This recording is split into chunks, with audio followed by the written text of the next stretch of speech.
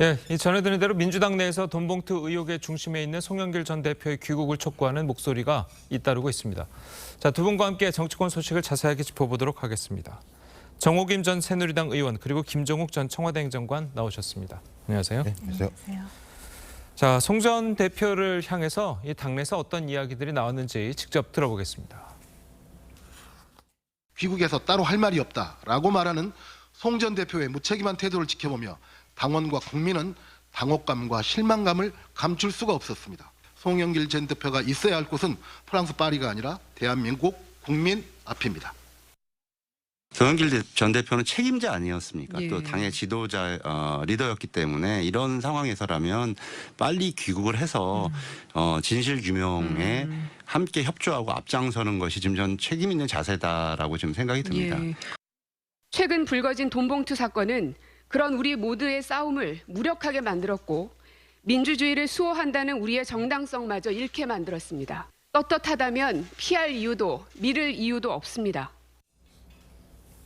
예, 이재명 대표의 최고위 귀국 요청도 있었고, 자, 거기에 대해서 이제 뭐 송영길 전 대표는 기자회견을 파리에서 한다고 하면서 사실상 거부 의사를 밝혔는데, 이렇게 초선 의원들까지 나선 거를 보면 당내에서 좀 기류가 뭐 변화되는 그런 느낌이 있는 건가요? 어떻습니까? 당내 기류라기보다는 아마 국민 여론 때문에 그렇다는 생각이 많이 들고요. 예. 지역 의원들이기 때문에 지역에 가게 되면 이제 뭐 지지층부터 국민 여러분께서 진실이 뭐야, 사실이 뭐야 이런 질문들이 꽤 많은 것 같고요. 예. 더 큰 문제는 이 문제가 더 퍼지게 되면 전당대회가 어떤 민주당의 지도부를 구성하는 과정인데 지도부 구성의 정당성부터 훼손이 되는 것이고 또 민주당에 대한 신뢰성이 깨져버리는 상황들이 갈 수밖에 없는 상황이고요. 또 이제 나와 있는 내용 자체가 좀 구체적이에요. 그러니까 지금 의혹이 제기되고 있는 뭐 의원들이나 돈을 전달했던 사람들의 본인들의 이제 육성이 녹음이 되어 있는 상황이기 때문에 이 부분과 관련해서 본인들이 설명을 하지 않게 되면 누구도 설명할 수 없는 문제가 분명히 있어서 예. 그 문제의 핵심인 분이 송영길 전 당대표이고 당대표가 직접 이 문제에 대해서 설명하지 않게 되면 의혹은 더 꼬리에 꼬리를 물 수밖에 없는 상황이었어요. 아마도 많은 국민들은 그런 말씀을 하시는 것 같아요. 이 문제의 실체가 무엇인가라는 부분하고 민주당이 이 문제를 어떻게 대하는가, 어떻게 해결하는가, 처리하는가 이 문제에 대해서 좀 대단히 지금 집중해서 지켜보고 있는 상황이기 때문에 예. 민주당 입장에서는 이 문제에 대해서 빠른 시일 내에 국민들이 요구하는 수준만큼 해결해야 된다라고 하는 생각들이 좀 더 강화되고 있다 생각이 듭니다. 예.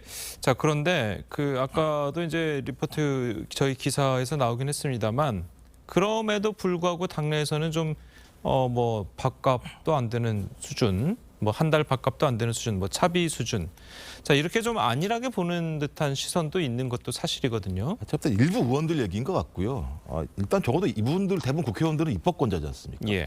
자, 본인들이 어떤 위법을 저질렀는지 안 저질렀는지에 대한 문제가 제기되고 있는데 여기다가 무슨 뭐 기름값, 뭐 식대 이런 얘기를 하는 건 국민 정서랑도 위반되는 것이고 또 국회의원이라고 하는 본직에 비춰보더라도 옳은 얘기가 아닌 거죠. 우리 동서고금 마찬가지입니다. 뭐 공자도 정자 정야라고 얘기해서 정치는 정직한 것이라고 얘기하고 그다음에 미국의 국부인 벤자민 프랭클린 같은 경우도 정직이 최선의 정치라고 얘기하는데 이 상황에서 정직하게 이 문제를 풀어나가라고 얘기를 해야지 밥값이야, 기름값이야 이렇게 얘기하면 국민들이 저 사람들 진짜 정치하는 사람들 맞아? 라는 얘기 들을 수밖에 없기 때문에 이런 얘기 자체는 제가 볼 때는 오히려 민주당을 욕먹게 하는 얘기예요. 이 부분에 대해서 정도를 걷고 사실대로 밝혀서 죄가 없다면 그것은 오히려 국민들한테 할 얘기가 생기는 것이고 죄가 있다면 벌을 받아야 되는 게 마땅한 거죠. 알겠습니다. 자, 그리고 송영길 전 대표를 향해서도 당의 책임자로서 무책임하다. 자, 이런 이야기도 나왔습니다. 이게 빨리 귀국하라는 압박이 점점 세지고 있는 것 같은데 이 송 전 대표가 언제쯤 좀 귀국하는 게 좋을 것 같습니까? 22일 날 뭐 기자들을 만난다고 했기 때문에 그날 예. 어떠한 입장을 피력하는지를 좀 볼 필요가 있는데요. 예. 며칠 전에 이재명 당대표가 송영길 전 대표와 통화를 해서 귀국을 강력하게 종용했다라는 입장에 발표를 하지 않았습니까? 그래서 많은 사람들이 송영길 전 대표가 곧 귀국하겠구나 했는데 오히려 22일 자신의 입장을 밝힌다고 하면서 억울하다고 하니까 현 대표와 전직 대표 간의 어떤 의사소통상의 조율이 이루어지는가에 대한 그런 의구심에 이어서 지금 어찌됐든 조기 귀국에 대한 입장을 아직까지 발표하지 않는 이런 송영길 전 대표의 어떤 태도에 대한 많은 비판들이 있습니다. 당 예. 내에서도 있고요. 그런데 특이한 것은 친명계를 중심으로 한 당 지도부는 지금 송영길 전 대표의 처분만 기다리고 있는 게 아닌가라고 생각할 정도의 소극성을 보인다라는 점에서 좀 의아하고요. 송영길 전 대표는 586을 대표하는 정치인으로서 586 정치의 특징이 목소리가 크고 한국 민주화에 있어서 자기네들이 지분이 있다라고 주장하는 세력 아닙니까? 그런데 이러한 그 지금 당내의 정치 자금, 경선과 관련한 비용에 있어서 자기 측근들이 이렇게 그 논란의 대상이 되고 또 지금 측근 중에 한 사람으로 되어 있는 이정근 전 사무부총장이 지금 여러 가지로 지금 그 고백을 하고 있는 상황에서 예. 송 대표의 이러한 태도는 좀 납득이 되지 않습니다. 알겠습니다. 자, 그래서 이제 뭐 민주당 내에서는 송 전 대표에 대해서 현 지도부가 더 적극적이고 엄중하게 대처해야 된다. 자, 이런 목소리도 나오고 있습니다. 직접 들어보시겠습니다. 당 지도부는 수사만 기다릴 것이 아니라 보다 적극적으로 사실관계를 확인하고 엄중한 조치를 취해 주십시오. 조선 의원님들께서 당에서 사실규명을 해달라고 요청하셨습니다. 좀 어떻게 보실까요? 방안은 송영길 대표 출당까지도 고민하고 계시나요? 자, 이재명 대표는 뭐 답변을 안 하고 있습니다. 뭐 좀 더 강하게 입국을 요구한다든지 이런 게 필요하지 않습니까? 어떻습니까? 뭐 일단 이재명 당대표부터 시작해서 지도부가 초기의 대응이 좀 미진했던 측면들이 분명히 있는 것 같습니다. 예. 그렇다고 하더라도 당대표가 공식적으로 사과를 했고 또 송영길 전 당대표에게 전화를 해서 귀국해서 사실을 좀 밝혔으면 좋겠다라고 공식적으로 요청한 또 전화통화까지 한 상황이 분명히 있기 때문에 예. 1차적인 조치는 분명히 한 것 같아요. 근데 말씀하신 것처럼 뭐 탈당이나 또 제명을 해라 이런 요구들이 나오는데 이 문제는 제가 볼 때 이재명 당대표 개인이 판단할 수 있는 문제가 아니에요. 또 지도부가 결정한다고 될 문제도 아니라는 생각이 들어요. 그러니까 당 지도부와 의원총회를 통해서 이 문제를 어떻게 결정할 것인가라고 하는 부분에 대해서 논의가 있을 건데 아마도 22일 날 송영길 전 대표가 파리에서 기자회견을 한다고 얘기하니 저는 그 내용을 듣고 난 다음에 당에서 조치를 취하더라도 취할 거라는 생각이 들긴 하는데 문제는 송영길 전 당대표가 본인이 당대표 시절 했던 수준이 분명히 있어요. 예. 부동산 문제와 관련해서 본인이 당 지도부, 당 대표로서 소위 탈당을 권유한 본인의 사례가 분명히 있기 때문에 저는 본인이 그런 조치를 했던 전례에 따라서 본인이 판단할 문제가 분명히 있는 거거든요. 근데 지금까지 판단하지 않고 있다라고 하는 건 아직까지 탈당 이런 것들에 대한 생각이 없다라는 생각이 들어요. 그래서 22일 날 소위 상당히 미흡한 기자회견을 한다면 아무래도 그 다음에 당 지도부와 의원들이 모여서 의원총회에서 저희 거의 합당한 조치들을 결행하지 않을까 저는 그렇게 예상을 합니다. 예. 예전에 보수 정당에서도 이 비슷한 일이 있지 않았었습니까? 그 당시에는 좀 어떻게 했었습니까? 그 사건이 일어난 시점은 2008년인데 예. 그게 밝혀진 시점은 2011년인가 그렇습니다. 그렇죠.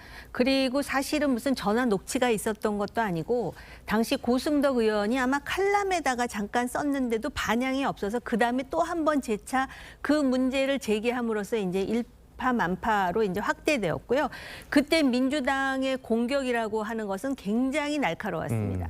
그럼에도 불구하고 지금 50만 원이 뭐 어때서 또 뭐 식대 뭐 교통비 얘기하는 거 보면은 정말 내로남불이라는 생각을 지울 수가 없고요. 예. 그때 당시 한나라당은 거의 재창당의 수준으로 그랬죠. 그리고 당시에 이제 그 연루되었던 박희태 전 의장 같은 경우는 그 집행유예를 받았습니다. 그렇기 때문에 이 사건이 얼마나 엄중한지를 여기서 보여주는 부분이고요.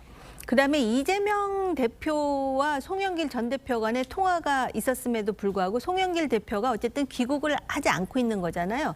이거는 좀 이상합니다. 왜냐하면은 이재명 대표와 송영길 전 대표 간에는 지난번에 그 대선 후보 경선에서도 거의 뭐 이심송심이라는 말이 나올 정도로 가까웠고 심지어는 비명계에서는 이재명 대표를 아주 대놓고 밀었다라는 그런 그 볼멘 소리까지 나오는 정도였는데 예. 이렇게 그 대표의 영이 쓰지를 않고 또 이런 상황이 지지부진하게 계속되면은 특히 수도권의 민주당 의원들은 굉장히 초조해질 수밖에 없는 상황이거든요.